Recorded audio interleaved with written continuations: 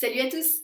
Le thème d'aujourd'hui, ça va être de parler de la prépa. Alors, soit c'est un terme qui vous fait super peur, soit c'est un terme que vous connaissez pas du tout. Dans tous les cas, cette vidéo va vous être utile.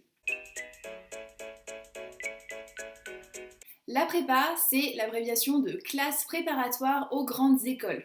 C'est un terme un peu pompeux qui désigne finalement une sorte de continuité du lycée. Ça se passe en fait dans des classes de lycée, c'est des classes de lycée, c'est l'organisation du lycée, sauf que c'est des études supérieures. Donc la classe prépa, c'est accessible uniquement après le bac. Et c'est censé te préparer aux grandes écoles. Alors aux grandes écoles de quoi? Ça peut être les grandes écoles de commerce, de type HEC, EDEC, EM Lyon, ou alors ça peut être les grandes écoles d'ingénieurs de type Polytechnique, Centrale, etc.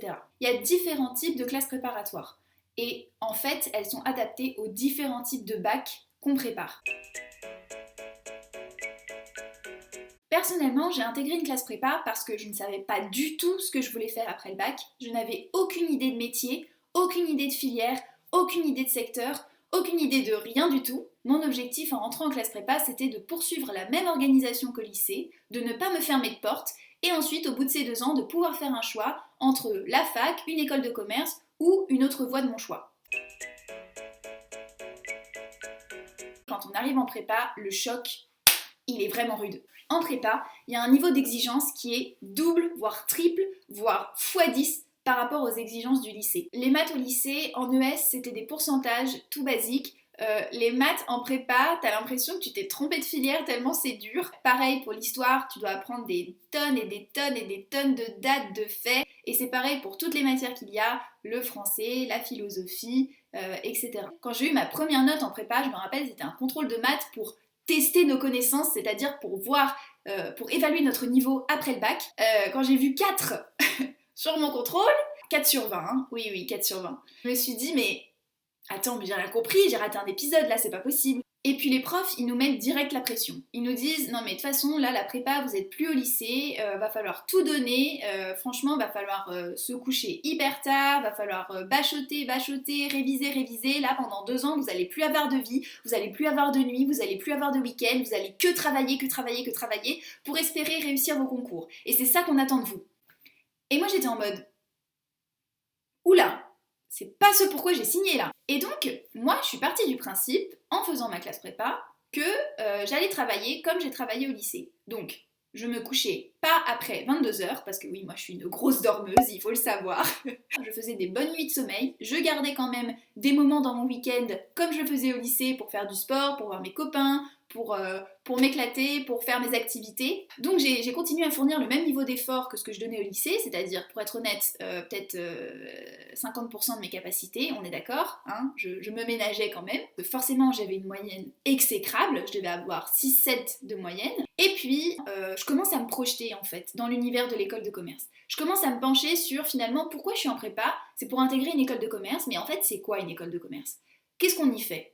Et là, je me suis renseignée sur les écoles de commerce, je me suis rendu compte que ça pouvait effectivement répondre à mon objectif de ne pas me fermer de porte, parce que je me suis rendu compte qu'il y avait des matières très générales et qu'on pouvait faire plein de trucs après l'école de commerce. Et d'ailleurs, ça sera le sujet d'une de mes prochaines vidéos. Et du coup, je commence à me mettre à bosser un petit peu plus. Arrivent les concours, donc clairement les concours, c'est comme le bac, mais en plus dur. Donc t'es dans une salle, t'es face à ta copie, pendant 4 heures et tu réfléchis sur ton sujet en te disant mon Dieu, qu'est-ce que je fais là? Comment je vais réussir à y arriver? Tu fais de ton mieux, tu fais ça pour toutes les matières et puis les concours sont passés. J'ai quand même réussi à décrocher quelques écoles grâce à mes écrits.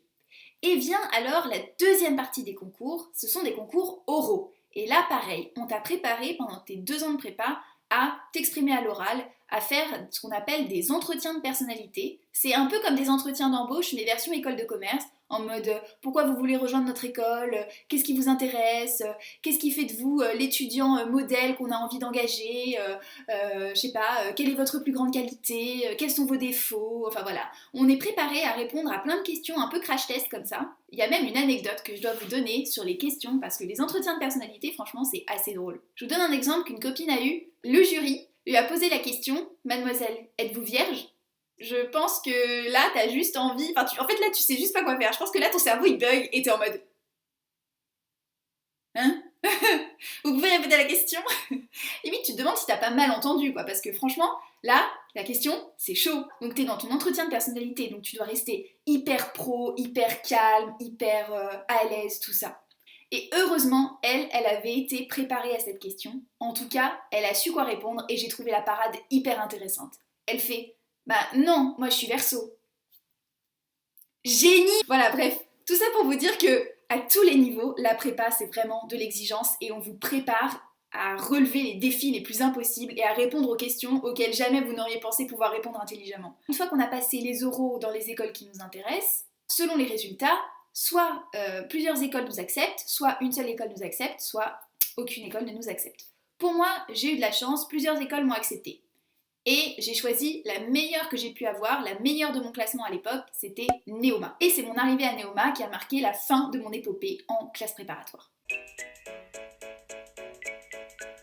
L'essentiel, selon moi, ce n'est pas d'être excellent et ce n'est pas de briller toute l'année, c'est simplement de réussir à résister à la pression.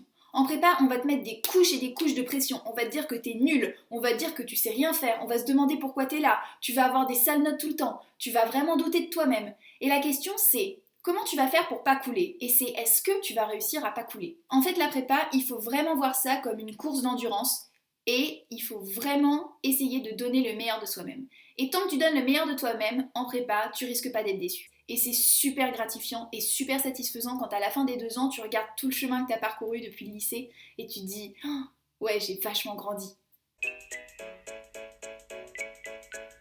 Si on est intéressé pour rejoindre une classe prépa, ce qu'il faut faire, c'est d'abord se renseigner sur les différentes classes prépa, celles qu'on peut intégrer en fonction du bac que l'on choisit, et également celles qui nous conviennent, celles qui peuvent nous prendre, celles qui sont à côté de chez nous, celles qu'on a envie de rejoindre, etc.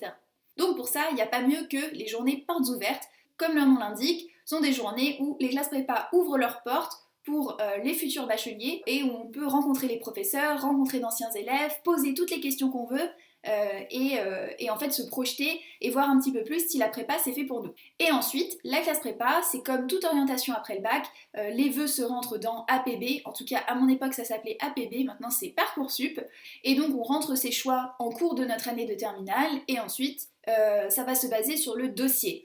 Entrer en classe préparatoire, c'est vrai, c'est assez sélectif. Pour rentrer dans la classe prépa de votre choix, il vaut mieux avoir les meilleures notes et les meilleures appréciations en première et en terminale.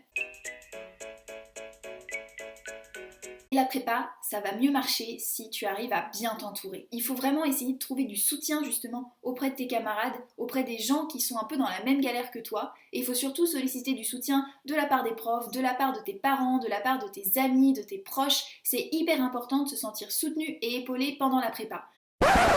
Et voilà, cette vidéo est maintenant terminée. J'espère qu'elle vous a plu. N'hésitez pas à me poser toutes vos questions en commentaire. On se revoit très vite et en attendant, gardez le cap!